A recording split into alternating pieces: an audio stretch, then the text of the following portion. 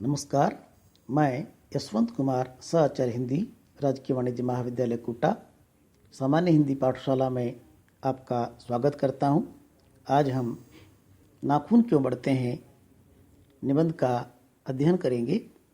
इस निबंध की रचना आचार्य हजारी प्रसाद द्विवेदी जी ने की है, जो हिंदी के प्रसिद्ध समीक्षक, आलोचक, इतिहासकार, उपन्यासकार और ललित निबंधकार हैं। उन्होंने हिंदी साहित्य को बहुत गहरे तक प्रभावित किया है। ललित निबंध को प्रतिष्ठित करने में उनका महत्वपूर्ण स्थान है। कबीर पर भी उन्होंने अद्भुत कार्य किया है। अपने ललित निबंधों में वे सामान्य सी बात को किस प्रकार से विशिष्ट सांस्कृतिक मानवीय अर्थ प्रदान करते हैं, सामान्य सी प्रस्तुति किस प्रकार से उनकी भाषा, उनकी भंगिमा, उनके कहने के तरीके से कितनी महत्वपूर्ण, कितनी प्रभावी, कितनी हृदयस्पर्शी हो जाती है, यह हम इस निबंध में देखेंगे।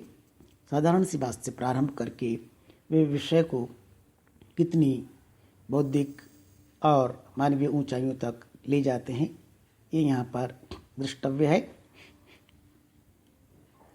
बच्चे कभी कभी चक्कर में डाल देने वाले प्रश्न कर बैठते। अल्पज्ञ पिता बड़ा दयनीय जीव होता है। मेरी छोटी लड़की ने जब उस दिन पूछ लिया कि आदमी के नाखून क्यों बढ़ते हैं, तो मैं कुछ सोच ही नहीं सका। हर तीसरे दिन नाखून क्यों बढ़ जाते हैं? बच्चे कुछ दिन अगर उन्हें बढ़ने दें तो माँ बाप अक्सर उन्हें डांटा करते हैं, तो कोई नहीं जानता कि अब आगे नाखून क्यों इस प्रकार बड़ा करते हैं। काट दीजिए, वे चुपचाप दंड स्वीकार कर लेंगे, पर निर्लज अपराधी की भांति फिर छूटते ही सेंध पर हाजिर। आखिर इतने बेहया क्यों हैं? इतने सामान्य ढंग से आचार्य द्विवेदी अपने निबंध नाखून क्यों बढ़ते हैं का प्रारंभ करते हैं। बच्चों के द्वारा पूछा जाता है कि नाखून क्यों बढ़ते हैं। उसके जैविक कारण हो सकते हैं। आचार्य हजारी प्रसाद द्विवेदी जी साहित्यकार हैं, वे उस विषय में अधिक नहीं जानते, परंतु इस सामान्य से प्रश्न को वे मानवीय जीवन के साथ किस प्रकार जोड़ते हैं, कैसी प्रभावी प्रस्तुति करते हैं, यह मैं इस निबंध में देखना होगा। तो बताते हैं कि जो है पिता हर प्रश्न का उत्तर नहीं दे पाता, बहुत दयनीय हो जाता है, और अगर बच्चों के नाखून बढ़ते हैं तो माता पिता उन्हें डांटते भी हैं, और नाखूनों को बार बार काटा जाता है। वो एक प्रकार का उनके लिए दंड है कि तुम अनावश्यक बढ़ते हो, तो उन्हें काट दिया जाता है, पर वो फिर बढ़ जाते हैं। और उसी प्रकार से जैसे कोई अपराधी होता है, उसको कितना ही दंड दो पर वो अपना अपराध करना नहीं छोड़ता, उसी प्रकार नाखून बढ़ते रहते हैं। ऐसे साधारण शैली में बात को प्रारंभ करके वे बात को आगे बढ़ाते हैं। कुछ ही लाख वर्षों की बात है, जब मनुष्य जंगली था, वन मानुष जैसा, उसे नाखून की जरूरत थी। उसकी जीवन रक्षा के लिए नाखून बहुत जरूरी थे। लाखों वर्ष पहले मनुष्य जंगलों में रहा करता था, वन मानुषों से ही उसका विकास हुआ है। उस समय उसको अपनी रक्षा के लिए नाखून चाहिए थे, क्योंकि जो जंगली पशु हैं उनके पास भी चाकू जैसे तीखे नाखून हैं, उन्हीं से अपना शिकार करते हैं, उन्हीं से अपना बचाव करते हैं। मनुष्य भी उन्हीं के साथ रहता था, तो उसे भी तीखे बड़े नाखूनों की आवश्यकता थी। असल में वही उसके अस्त्र थे, दांत भी थे, पर नाखून के बाद ही उनका स्थान था। तो नाखून जो है मनुष्य के हथियार थे। उसके पास दांत भी थे, पर दांतों का स्थान नाखून के बाद आता था। उन दिनों से जूझना पड़ता था, प्रतिद्वंदियों को पछाड़ना पड़ता था। उस काल में मनुष्य को अपनी रक्षा के लिए, अपने भोजन के लिए बहुत संघर्ष करना पड़ता था, अपने प्रतिस्पर्धियों को हराना भी पड़ता था। नाखून उसके लिए आवश्यक अंग था। उस काल में नाखून, आज चाहे हमारे लिए आवश्यक अंग हो या न हो, पर उस काल में नाखून मनुष्य के जीवन का एक आवश्यक अंग था। फिर वह धीरे धीरे अपने अंग से बाहर की वस्तुओं का सहारा लेने लगा। फिर उसने अपनी रक्षा के लिए, भोजन के लिए अपने अंगों से बाहर की वस्तुओं को भी सहयोगी बनाना प्रारंभ किया। पत्थर के ढीले और पेड़ की डालें काम में लाने लगा। अपनी रक्षा के लिए पत्थर के ढीलों का उपयोग करने लगा, पेड़ की टहनियों का उपयोग करने लगा। रामचंद्र जी की वानरी सेना के पास ऐसे अस्त्र थे। संकेत करते हैं कि हम देखते हैं कि राम जी की जो वानर सेना है उसके पास भी जो है पत्थर और पेड़ों की तनई अस्त्र शस्त्र के रूप में काम में आते थे। उसने हड्डियों के हथियार बनाए। इन हड्डी के हथियारों में सबसे मजबूत और ऐतिहासिक था देवताओं के राजा का वज्र। इतिहास में हम अस्थि युग के बारे में सुनते हैं कि मनुष्य ने किसी काल में हड्डियों से हथियार बनाए थे और उन्हीं से वह संघर्ष करता था। इस काल का कुछ संकेत हमारे पुराणों में भी है, जिसमें हम देखते हैं कि असुरों को हराने के लिए महर्षि दधीचि की हड्डियों से देवता वज्र नाम का अस्त्र बनाते हैं। इंद्र उसका प्रयोग करता है। दधीचि मुनि की हड्डियों से वज्र बना था। मनुष्य और आगे बढ़ा, उसने धातु के हथियार पाए। तो अपनी रक्षा के लिए, अपने विकास और विस्तार के लिए मनुष्य जो है पहले नाखूनों का प्रयोग करता था, फिर पत्थरों और लकड़ी की टहनी, वृक्षों की टहनियों का प्रयोग करने लगा, फिर हड्डी के हथियारों का प्रयोग करने लगा और उसके बाद उसने धातुओं की खोज की और धातुओं के हथियार बनाने लगा। जिसके पास लोहे के शस्त्र और अस्त्र थे वे विजयी हुए।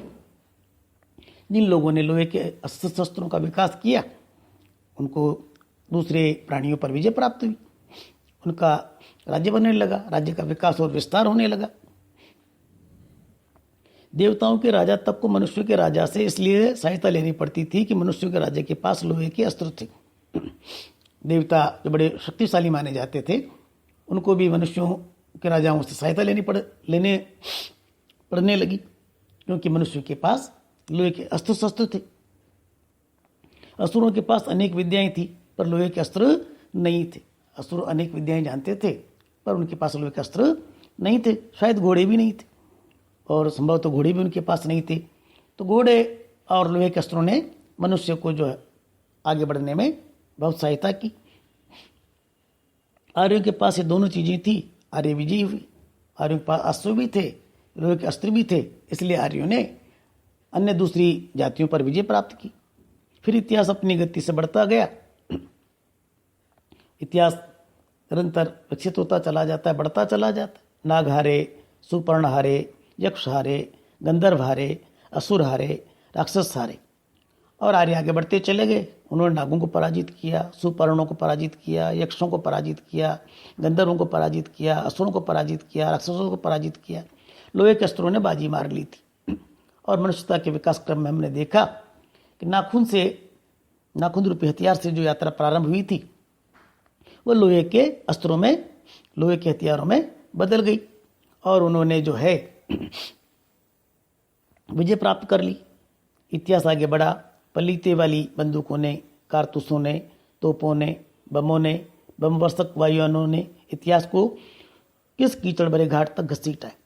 लोहे से विकसित होने वाली बंदूकें बनी, कारतूस बने, तोपें बनी, बम बने, बमवर्षक विमान बने और फिर उनके माध्यम से प्रथम विश्व युद्ध, द्वितीय विश्व युद्ध, अनेक युद्ध हुए जिनसे मनुष्यता का संहार हुआ। संसार रक्त के मांस के कीचड़ में धंस गया। ये सबको मालूम है। नक्तर मनुष्य अब एटम बम पर भरोसा करके आगे की ओर चल पड़ा है। कभी नाखून के बल पर अपनी रक्षा और भोजन उपलब्ध करने वाला मनुष्य अब एटम बम का विकास कर चुका है और उस एटम बम के भरोसे पर आगे की विकास यात्रा पर चल पड़ा है। पर उसके नाखून आज भी बढ़ रहे हैं। अब भी प्रकृति मनुष्य को उसके भीतर वाले अस्त्र से वंचित नहीं कर रही है।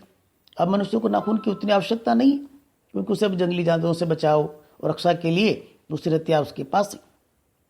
परंतु नाखून आज भी बढ़ रहे हैं। प्रकृति ने उसको अन्य हथियारों के विकास होने पर भी नाखूनों से वंचित नहीं किया है। अब भी वह याद दिला रही है कि तुम्हारे नाखून को भुलाया नहीं जा सकता। हमको याद दिलाती है कि नाखून हमारे प्रारंभिक हथियार हैं, उनको भुलाना संभव नहीं है। तुम वही लाख वर्ष पहले के नख दंतावलंबी जीव हो। हमको याद दिलाती है कि तुम वही मनुष्य हो जो लाखों वर्षों पहले नाखों और दांतों के द्वारा ही जीवित रहते थे। पशु के साथ एक ही सतह पर विचरने वाले और चरने वाले थे। उस काल में, आदिम युग में, हम पशुओं के साथ भोजन ग्रहण करते थे और उनके साथ ही विचरण करते थे, घूमते फिरते थे। इस प्रकार से नाखून क्यों बढ़ते हैं, निबंध में आचार्य हजारी प्रसाद द्विवेदी मनुष्य में नाखून बढ़ने की प्रवृत्ति को मनुष्यता के विकास, हथियारों के विकास के साथ जोड़कर हमारा ज्ञानवर्धन करते हैं, हमें सोचने को विवश करते हैं कि हम किस दिशा की ओर अग्रसर हैं।